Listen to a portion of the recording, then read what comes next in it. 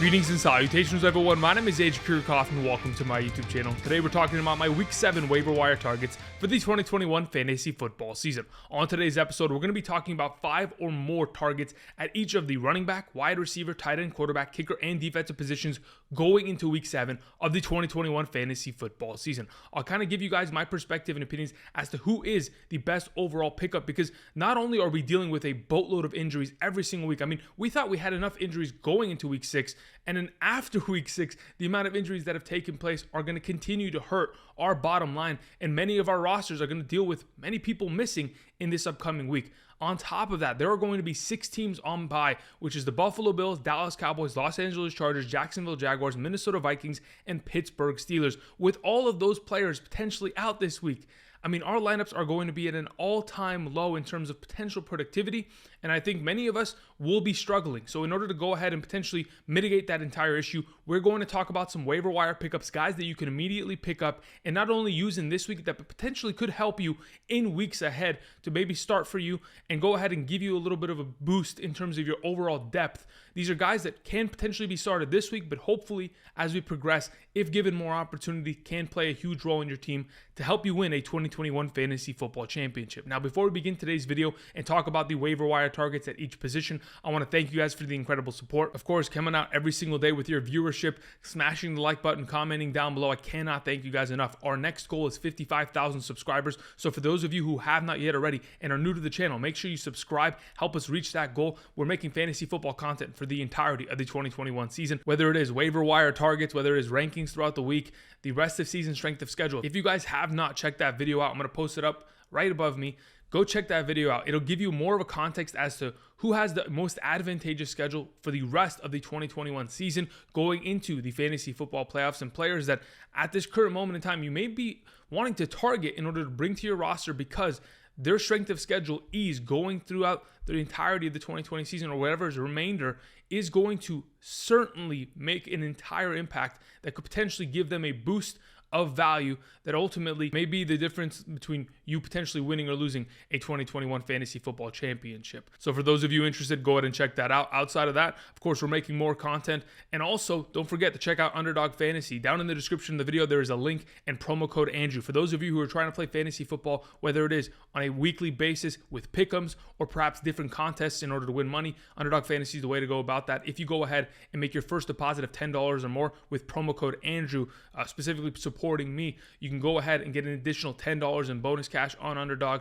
So of course, for those of you who are trying to play more fantasy football, whether it is weekly contests, weekly pick'ems, whether it is fantasy football or fantasy basketball, soccer, hockey, they've got a bunch of stuff there for those of you who are just trying to play fantasy. So go ahead and check that out and use promo code Andrew. Thank you very much. All right, let's get into our Week 7 waiver wire targets. And there's a lot of, potential moving parts. Again, like I talked about at the beginning of this video, when we went into Week 6, we had a baseline idea as to, okay, there are an X amount of players injured. And we thought to ourselves, well, it couldn't get worse than that, could it? And unfortunately, it did.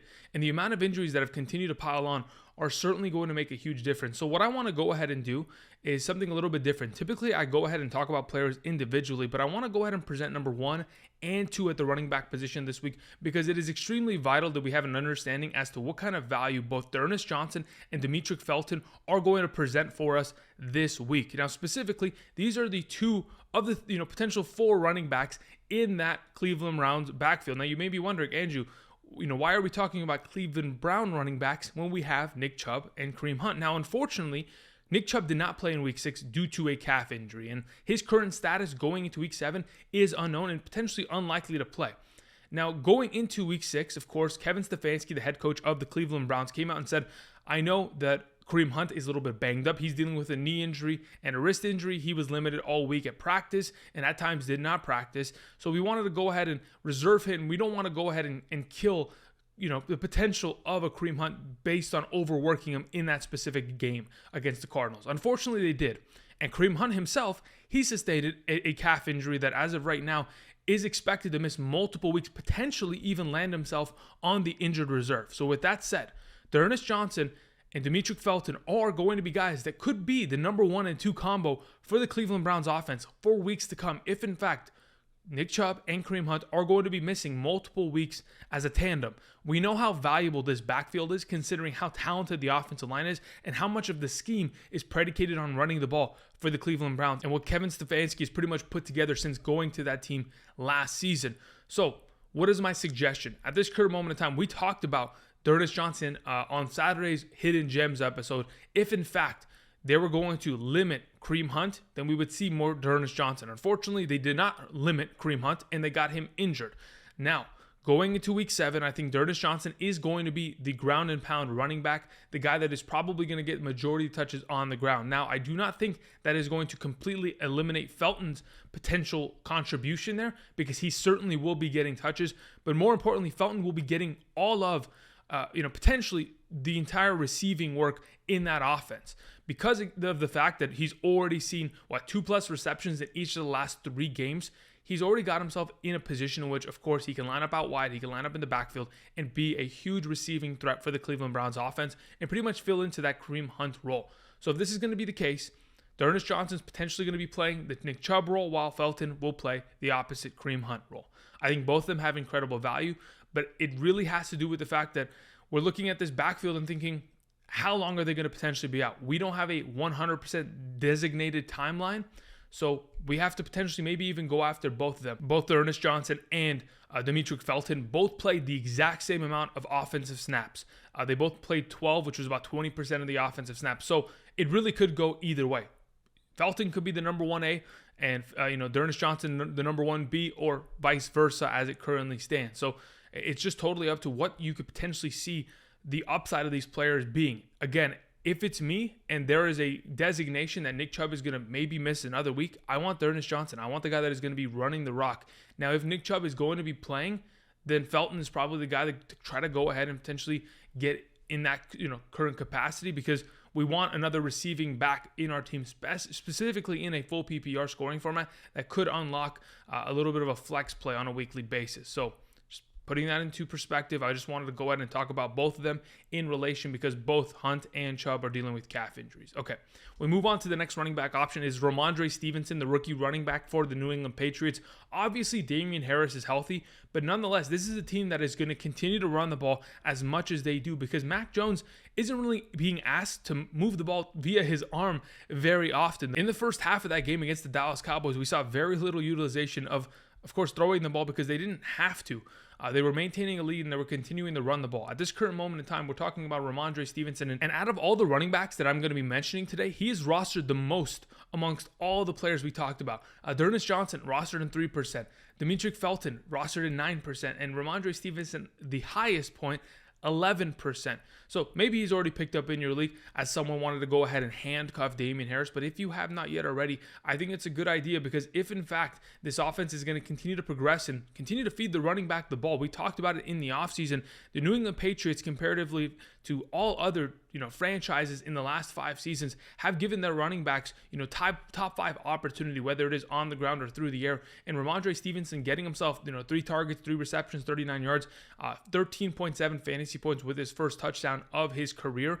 I think there's a potential. Maybe he goes ahead and kind of carves out more of a role and pretty much eliminates the potential value of a Brandon Bolden as a receiving back in this backfield. Just wanted to throw that out there as another potential option going forward. We move on to Devonta Freeman, formerly of many teams. I mean, this guy used to play for, I guess, the Atlanta Falcons to begin his career, then moved over, was a Giant at one point, was a New Orleans Saint at one point, and now he is in the Baltimore Ravens backfield with, a bunch of other, hodgepodge running backs that aren't at their, elite nature any longer. With Latavius Murray, Le'Veon Bell, and Devonta Freeman locking into this backfield, the question remains, why is there value with Devonta Freeman, and where can this value potentially take him? With Latavius Murray dealing with a little bit of an injury, Devonta Freeman was able to get himself 9 carries, 53 yards, and a touchdown. And even late in the game against the Indianapolis Colts, we saw a lot of utilization of Devonta Freeman. He currently, as of the last couple weeks, has been the RB2 of this respective team. And obviously, based on yesterday's performance against the Los Angeles Chargers, there could be a conversation as to who really is the RB2, considering as soon as Latavius Murray did go down, Devonta Freeman and Le'Veon Bell both had similar amount of total touches. But with that said, the efficiency and the potential snap counts over the last couple weeks have leaned in the direction of Devonta Freeman. So if in fact we're going to see Latavius Murray miss any sort of segment of time, Devonta Freeman will be the guy that not only on the ground but through the air can be the starting back for the Baltimore Ravens. Just wanted to throw him out there as a guy that if in fact you are in need of a running back, which many of us will be, he's currently only being rostered in 2% of leagues, so I'm sure he's widely available there. We move on to the last two running backs, and I'm going to put both of them in the number 5 spot, mainly because just cleanliness, because everything else is in a 5 capacity. But nonetheless, Rashaad Penny, he is designated to return from the injured reserve.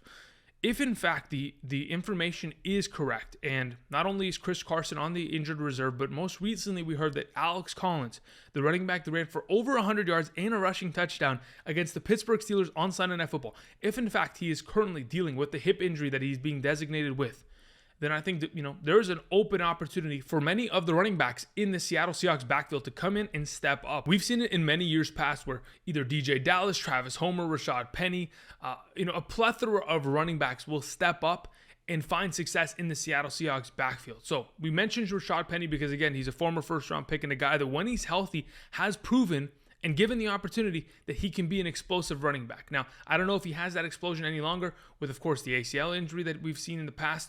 But, he may be a potential flyer option that if, in fact, you can go ahead and throw him onto your bench and you have an available slot, maybe you can go ahead and roll with that if, in fact, Alex Collins is going to miss. But I think the main option, the guy that I think everybody should be potentially going for if you're trying to solidify value in this backfield is most likely Deejay Dallas, because we don't know if Rashaad Penny is going to be an automatic play, and we don't know if he's even in shape to get it going immediately as he is designated to return.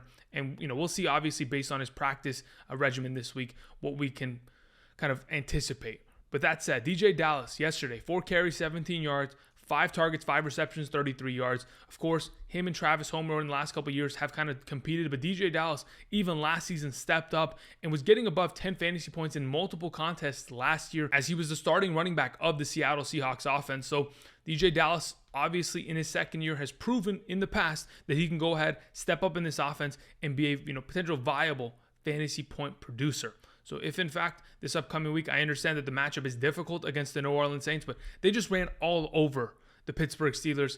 It wouldn't be out of the realm of possibility that we get Deejay Dallas having himself a good week here. Just wanted to mention a couple Seattle Seahawks running backs just in case we do have Alex Collins missing. All right, we're going to go ahead and move on to the wide receiver position, beginning with Marquez Callaway. Now, you may be wondering, Andrew, where are the other wide receivers? And I'm thinking to myself, what other wide receivers may you be potentially mentioning or kind of referencing to? For those of you who have AJ Green, Tim Patrick, or Darnell Mooney still available in your league, they should already be rostered. I've been talking about it for maybe 6 weeks now. AJ Green, in 4 out of the last 5 games in a half PPR, has put up 10 or more fantasy points. He's currently rostered in only 44% of leagues. Should already be rostered, though, in more than 50. Tim Patrick has had 10 plus fantasy points in 5 out of the last 6 games, is currently only being rostered in 35% of leagues.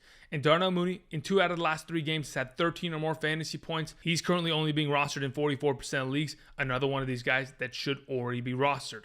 Now, I go ahead and present to you Marquez Callaway, someone that potentially, as he's only rostered in 34% of leagues, probably should already be picked up because of his performance in Week 5 and the fact that I mentioned him last week in the capacity of, hey, many people in your league may not be paying attention. If you can go ahead and snag Marquez Callaway, just in case Michael Thomas doesn't make an immediate return from the PUP list, that you can potentially have the number 1 wide receiver for that New Orleans Saints offense. And that's potentially going to be the case, as Michael Thomas, from the reports that I've read, is probably not going to be returning this week and has a chance in Week 8 or 9 to return. And that's most likely going to be the case. So Marquez Callaway is coming off a week against the Washington football team in Week 5, because, again, they were coming off a bye week in Week 6, in which he had 8 targets, 4 receptions, 85 receiving yards, and 2 touchdowns for 22.5 fantasy points. I think, again, when we talk about this offense and the strength of schedule that the New Orleans Saints are going to see in the coming weeks, we'll take on the Seattle Seahawks this week in specific. There's a lot of potential for Marquez Callaway, who's not only a deep threat, but could play in the slot position and move around in this offense.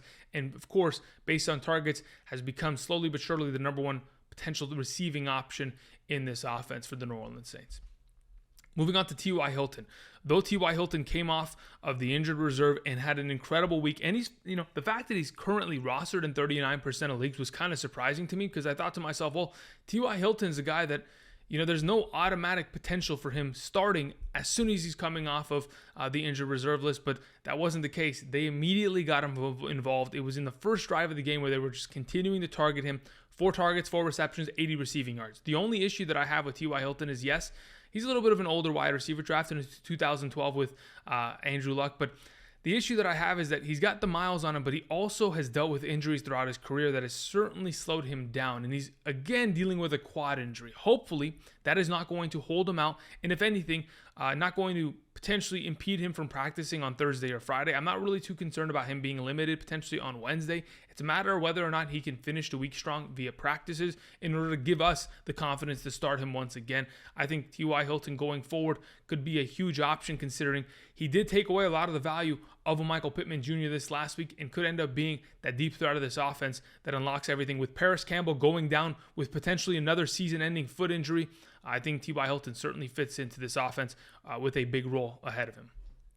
Jamison Crowder is our number 3, another one of these wide receivers that was missing in week 6 because of the fact that the New York Jets were on a bye week. I mean, again, Jamison Crowder only rostered in 27% of leagues in the first 2 weeks of his season thus far.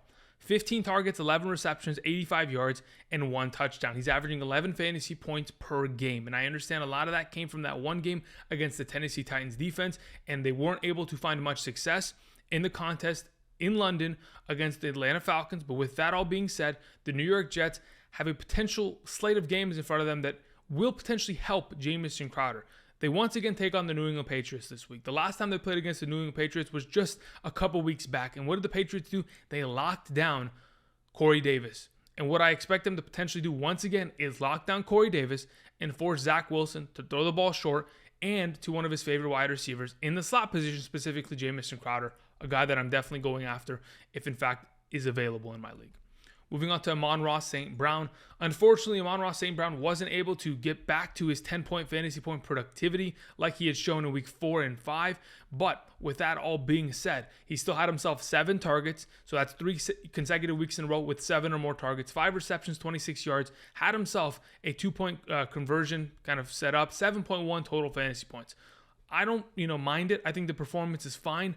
I think obviously TJ Hawkinson getting himself the 11 targets and being a far more greater potential, prospect in that offense made a huge difference in the baseline / floor of production for Amon-Ra St. Brown. But with that said, he's going to continue to be a, focal point of this offense as a receiving threat. They take on the Los Angeles Rams. Based on what I just saw the other day, as the New York Giants took on the Los Angeles Rams, it was very clear to me that regardless of who was playing in the slot position, whether it was Kadarius Toney for the first 7 plays of the game, torching that defense, or soon after Dante Pettis in the slot a little bit, Sterling Shepard in the slot, they were able to dominate against that Los Angeles Rams defense. I think Amon-Ra St. Brown in the slot position, of course, Dan Campbell's already calling out Jared Goff for him to step up. He's taking on his former team this week in Los Angeles, and hopefully Amon-Ra St. Brown can help him do that and unlock another edge of that game, and hopefully more targets for St. Brown. We move on to Rashod Bateman, the last wide receiver option I wanted to mention. Again, Rashod Bateman pretty much filled into the Sammy Watkins role of the team this last week. Had himself 6 targets, 4 receptions, 29 yards. Pretty much the exact baseline of production we've seen Sammy Watkins have in the last couple weeks. But we know Rashod Bateman has a lot of talent, and we're hoping to potentially hold him this week and find some productivity. If we can't, of course, the following week in week 8, Rashod Bateman will be on bye, so then you can go ahead and drop him. But if in fact you want to stash someone, maybe see if he can have a breakout performance prior to the bye week, this would be the week to go ahead and do that. Outside of that, if there are other players coming off the injured reserve, potentially Jerry Jeudy, Michael Gallup, you should definitely also be looking to potentially roster them in your injured reserve slot right now, so you can go ahead and hold them there. And then once they're given the designation to return and no longer are on the IR, you can go ahead and move them off there and see how you can potentially do that. But typically, like I've done in the past, I can potentially keep a player in the IR slot even if they're not given that designation. As long as you don't make any other movements throughout the week, you should be fine to kind of hold an extra man on roster and manipulate the system to an extent. All right, moving on to our next position of focus. We're going to talk about the tight end position. This one's going to be relatively quick because, again, there aren't that many stud tight end options coming off the waiver wire. It really isn't going to be the case. And Fortunately for many of us, you will potentially have the option of going after Ricky Seals-Jones. We mentioned him last week, currently only being rostered in 29% of the league, coming off another game in which he had 6 or more targets, had himself 5 catches, 58 yards, and a touchdown against the Kansas City Chiefs defense. Takes on the Green Bay Packers this week. I think regardless of matchup, he's a focal point in that offense, and of course has caught the eye of Taylor Heinicke, who is going to continue to target him with Logan Thomas on the injured reserve. We move on to O.J. Howard as the number 2 option. If in fact Gronk is going to be missing another game, that was a huge performance from O.J. Howard on a short week against the Philadelphia Eagles defense that at times has given up a lot of points to opposing tight ends this season, but was definitely taken advantage of. 7 targets, 6 receptions, 49 yards, and a touchdown.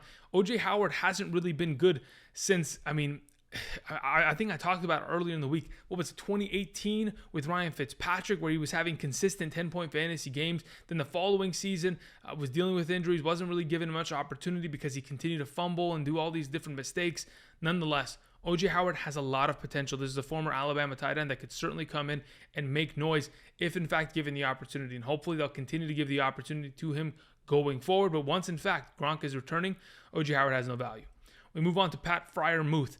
He had himself a pretty good step-up game. 7 targets, 7 receptions, 58 total yards against the Seattle Seahawks last night on Sunday Night Football. It's just a matter of whether or not this offense is going to continue to prioritize targeting the tight end position. And I think that's going to be the case with Najee Harris, Claypool, and Deontay Johnson as the primary 3 focuses in this offense. Eric Ebron doesn't see many targets, but of course, because of fantasy football, he gets a handoff on the 1-yard line for a rushing touchdown because, that's what it is. And Pat Freiermuth is potentially going to continue to get himself targets here, will be a red zone threat as he is a big-bodied tight end, wide receiver-esque player. And ultimately, as long as the opportunity is there for those of you who are struggling at the tight end position, could be a guy to go after. Outside of that, we move on to Cole Kmet as our number 4 option. Cole Kmet is in a tricky situation. Mainly, the reason why I want to go after him, in comparison to all of these tight ends, he has the second highest roster percentage in terms of 19%, only behind Ricky Seals-Jones.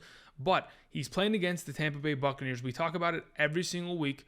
Tight ends versus the Tampa Bay Buccaneers are typically one of those matchups you want to continue to take advantage of. Of course, we saw it last week with Zach Ertz scoring a touchdown. We've seen it in many weeks past, even going back to the beginning of the 2020 fantasy football season. So, Cole Kmet, considering the fact that Jimmy Graham is pretty much not playing in this offense, he's going to have opportunity. Had himself 4 total receptions on 5 targets, 49 yards this last week.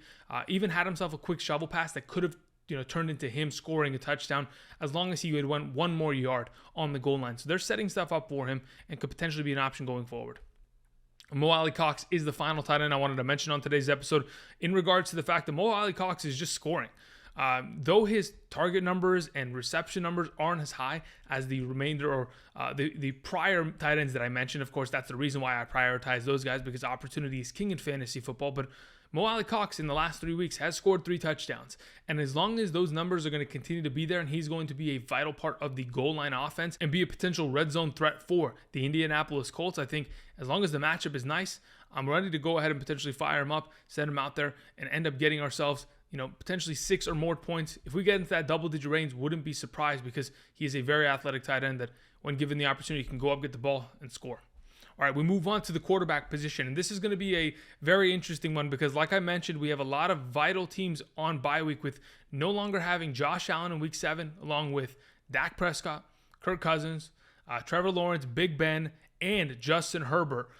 I think there's going to be a lot of options that hopefully are available to you guys. And if they're not, we're going to go ahead and give you a little bit more of an expanded list. So if in fact they are available, you can go after them. Jameis Winston is the guy that I talked about last week, should be immediately picked up because his schedule going forward, like I've mentioned, of course, via the strength of schedule video I posted on Friday of last week, is going to be very advantageous. He's coming off a week against the Washington football team in which he had, in my opinion, his best overall passing game performance because his passing yardage finally surpassed 200. But outside of that, his completion percentage was very Jameis Winston-esque. He gets to take on a couple teams in the NFC South that he's familiar with. The Tampa Bay Buccaneers, Atlanta Falcons the next couple weeks. Those should be shootouts. So for this week and going forward, again, he plays the Seattle Seahawks this upcoming week. I think he should be a great option. We move on to Tua. Tua Tagovailoa is, again, another one of these quarterbacks that is iffy. Yes, he was able to get himself 2 passing touchdowns, but somehow they lost that game. I don't even know how to explain it. They had a pretty maintained lead, but Tua had some questionable decisions made. ultimately, it's just a matter of what kind of fantasy value can we see out of him. He plays against the Atlanta Falcons. Atlanta Falcons, their defense is nothing in comparison to potentially that of some of these other teams in the National Football League, playing against the Buffalo Bills, or the New Orleans Saints, or the New England Patriots. These teams will certainly push the quarterback to their limit.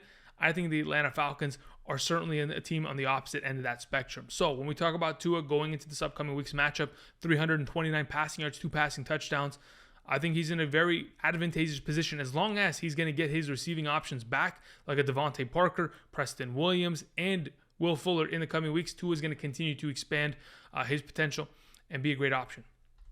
Number 3 is Teddy Bridgewater. Though Teddy Bridgewater had 3 interceptions thrown, he is still a gunslinger. I mean, the fact that he threw the ball as many times as he did kind of shows you how bad that game script was. There's a reason why the Denver Broncos could not run the ball in that game, and it was because they were down so quickly that, of course, Teddy Bridgewater had to kind of carve him out of a deep hole. He was able to get himself 334 passing yards and 3 passing touchdowns. We will take that in a 4-point per passing touchdown league. Of course, we want to see him run the ball more in comparison to Jameis Winston and Tua, who had Jameis Winston in week 5 had 26 rushing yards. Tua this last week, 22 rushing yards. Teddy Bridgewater isn't getting as active outside of the pocket with only 9 rushing yards this last week, but nonetheless, a great option for those of you who need a quarterback. Carson Wentz is our number 4. Carson Wentz has had 3 consecutive games of 2 passing touchdowns. I think Carson Wentz is kind of back against the Miami Dolphins, Baltimore Ravens, and then this last week against the Houston Texans, has found a little bit of a consistent stride to himself, and with the offensive line kind of getting more and more healthy, and the offense kind of identifying themselves as a run-first team finally, with Jonathan Taylor having back-to-back weeks of great performances overall. I think Carson Wentz playing against the San Francisco 49ers, he currently is rostered more than any of the potential quarterbacks that I've mentioned already. I just wanted to go and throw him out there because regardless of the fact that they take on the 49ers, I still think that Carson Wentz could get himself in line for another one of these 200-plus passing yard games and 2 touchdowns and get himself a pretty average performance. But that's typically all we need in some of these weeks. We just need our quarterback to deliver the performance that is going to be, average, 16, 17 points, and let the rest of our players get the work. All right. The final option I wanted to mention is Cam Newton. And you may be thinking, well, why are we talking about Cam Newton? It has been mentioned, not only on Cam Newton's YouTube channel, but also via Pete Carroll, that they have shown interest in Cam Newton. Is anything going to come of it? I don't know. But if, in fact, Cam Newton is to potentially sign for the Seattle Seahawks because they believe Russell Wilson is going to be missing the next 5 to 7 weeks, 5 to 8 weeks maybe even, in fact, then I think we have an option that could end up being a great fantasy point producer if, in fact, he takes the role of Geno Smith. But it all is, kind of revolving around whether or not they do sign him. So we'll go ahead and wait and see. We'll see what kind of interest comes of it. But for those of you who are trying to take, an extra player off the waiver and just see what comes of it, Cam Newton could be an option. But for now, we kind of leave him there. Just wanted to mention and give you guys the vital information that this has happened and could potentially expand to more of an actual reality where Cam Newton is the starting quarterback of the Seattle Seahawks until Russell Wilson's return. We move on to the final 2 positions. I'm going to be mentioning 3 total kickers and then 2 defenses. Disregard the numbers. It's no big deal. Dustin Hopkins of the Washington football team is a great kicker. In the last 2 weeks, has had himself 10 fantasy points and 11 fantasy points. He's currently only rostered in 9% of leagues. With the amount of inconsistency we've seen from the kicker position, whether it is blatantly open missed field goals or even PATs being missed, we have to continue to kind of rotate and pivot to different kicking options every single week. So with that said, he takes on the Green Bay Packers. I don't think that the Washington football team is that bad on offense. Obviously, they had a couple injuries that slowed them down this last week, and hopefully they can pick it back up in a game in which they should be at least moving the ball relatively easily against that Green Bay Packers secondary, and potentially getting themselves a lot of field goals if they're not able to finish the job down on the other side of the field. We move on to Zane Gonzalez, the former Arizona Cardinals wide receiver, is now the kicker for the Carolina Panthers. The question is, what has he done in the last 2 weeks? Zane Gonzalez, 14 points in week 5, 9 points in week 6, currently only rostered in 1% of leagues, and he takes on the New York Giants. We know how bad the New York Giants team is as a whole, and I think regardless of what we see out of a Sam Darnold, who obviously is beginning to regress back to the Jets days in terms of his overall productivity. What was he, 17 for 41 passing? Those are incredibly bad numbers. And hopefully the field goal team is ready to go because they're going to be asked to do a lot in the coming weeks without Christian McCaffrey there, able to get them down into the red zone for solidified points. We move on to the last kicker option. It is Nick Folk. We've talked about him multiple times. I know he's coming off of a week of 3 fantasy points. But if someone in your league is willing to drop them, you should pick them up. In week 5, he just had 17 fantasy points. And the last time he played against the New York Jets, I think it was in week 2, had himself, 10 plus fantasy points? I think it was 14 to be exact in my scoring format, maybe different in yours. But Nick Folk can potentially be picked up and immediately used as a kicking option that not only has the baseline of that 8-point production, but is going to have more because of the fact that, Mac Jones is still a rookie and they're not able to completely score on every single possession, regardless of what defense is ahead of them. We move on to the kicking options here. We're going to begin with the Arizona Cardinals. We talked about them in weeks past. Again, they have an incredible matchup this week, taking on the Houston Texans, whether it is Davis Mills and or the returning Tyrod Taylor. I think the Arizona Cardinals defense has proven in the last couple of weeks that they are no joke. Of course, have had some big performances. Week 5, 8 total points, and in just this last week against Baker Mayfield and that Cleveland Browns offense had themselves 12 points. And then we move on to the New Orleans Saints defense, who are coming off a bye week, who are potentially available, currently only rostered in 40% of leagues, in which you can go after them and pick them up as they take on Geno Smith and this very lackluster, overall Seattle Seahawks team. If Alex Collins is going to miss, DK Metcalf and Tyler Lockett look like shells in themselves. The offense cannot move properly. And though they were able to effectively run the ball, doesn't mean that's going to be a guarantee against the Saints' run-stop defense that have been extremely stout for the last 2-3 years, as they are just completely just studs in terms of stopping the run. Nonetheless, a great option there for those of you who are in need of a defense if you're going to be missing, that of the Buffalo Bills, Dallas Cowboys, Pittsburgh Steelers this upcoming week. All right, those are my Week 7 waiver wire targets. Hopefully, this kind of gives you guys some perspective as to who you should be going after. There's a lot of potential options out there, whether it is running back, wide receiver, tight end, quarterback, kicker, defense that you will potentially need. This is maybe one of the more important weeks, but don't go ahead and look at your team and think, man, I have 10 people on bye week. I got to go ahead and replace them all. No. If you are at, in fact, a point where you have more players that are missing because of injury or bye week, and you have to drop extremely valuable players in order to kind of roster a team, sometimes I've had bye-apocalypses in which I have to punt the week. But again, we'll have live streams as the week progresses, so we can talk about that. Keep you guys, in the know. I think I'll be live streaming after tonight's game, so I'll go ahead and throw that up there for those of you who are interested coming by talking about some waiver wires. It'll be about 2-hour stream like we typically do, but I'll be answering questions in order to help you guys out. So if you see this before then, thank you very much. Outside of that, I'll probably have the VOD available as I'll post it after the stream. Thank you guys, and until tomorrow, as we'll talk about our top 36 running back rankings for the 2021 fantasy football season. And thank you for watching today. Click the like button down below, and I'll see you guys tomorrow. Peace.